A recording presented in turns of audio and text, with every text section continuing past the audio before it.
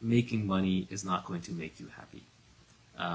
What making money will do is it will solve your money problems. It will remove a set of things that were in the way of being happy, but it is not in of itself going to make you happy. I know many unhappy, very wealthy people. As I said before, happiness comes from peace. But and most of the time, the person you have to become to make money is a high anxiety, high stress, high work, competitive person. And when you have been doing that for 20, 30, 40, 50 years, and then you suddenly make money, you can't turn that off. You've trained yourself, you've conditioned yourself in such a way that you are now just a high anxiety person. So now you have to learn how to be happy. And how to be happy is a much more complex, much deeper topic, which I hope to get into at some point. But I would say that it starts with one very simple thing, which is you truly have to believe that happiness is a choice you make and it's a skill that you develop. It is not necessarily an intrinsic quality. You aren't stuck where you started. It's not a static thing. Everyone has a different body, but almost everybody can be fit if they work hard enough at it. So the same way, everyone has a different mind and starts with different DNA in the mind, in the brain.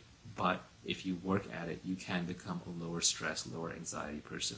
I would say that, if you checked in on me 10 years ago, I would have been, and if you'd asked me how happy I was, I would have dismissed the question.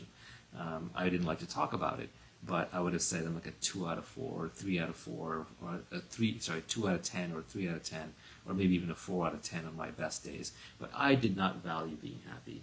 Today, I'm a 9 out of 10. And yes, having money helps, but it's actually a very small piece of it. Most of it is just, I've learned over the years that my own happiness is the most important thing to me. I've cultivated it through a series of techniques. I have lowered my identity. I have lowered the chattering of my mind. I don't care that much about things that don't really matter. I don't get involved in politics. I don't hang around unhappy people. I really value my time on this earth. I read philosophy. I meditate. I hang around with happy people, and it works. You can very slowly but steadily and methodically improve your happiness baseline, just like you can improve your fitness, just like you can improve your intellect by reading.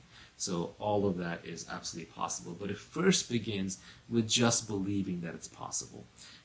If you look at medicine, there's something in medicine called the placebo effect, and that is basically if I take a medicine and it's not real, it's a sugar pill like homeopathy, if I believe that it's real, it actually has a chance of working for a certain class of ailments. If I have a headache and I take a pill that I think will cure my headache, even if that pill turns out not to be real or have anything in it, there's a reasonable chance it will just cure my headache through the placebo effect because I believed it was real.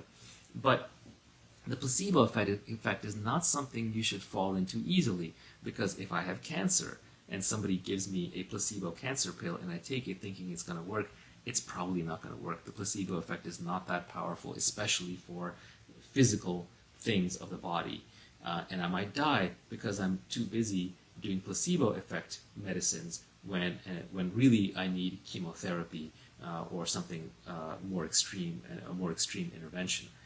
But when it comes to placebo effects of the mind, it's actually really good to believe, because placebo effects of the mind, there's very few downside consequences. If someone says to me, hey, meditation will make you happier, I should go in with a positive mindset, because I control my own entire internal world, and whatever I believe to be true is very likely to be true. There's very little physics to override like there might be with the physical body. So when it comes to placebo effects of the mind, you should always go in positively inclined. So the first step to being happier is just to believe that you can be happier and that it's your choice, and it's a skill that you can develop just like any other skill. So that's it. I'm going to leave it on that. Thank you all very much, and I hope to see you all on Twitter and Periscope very soon. Bye-bye.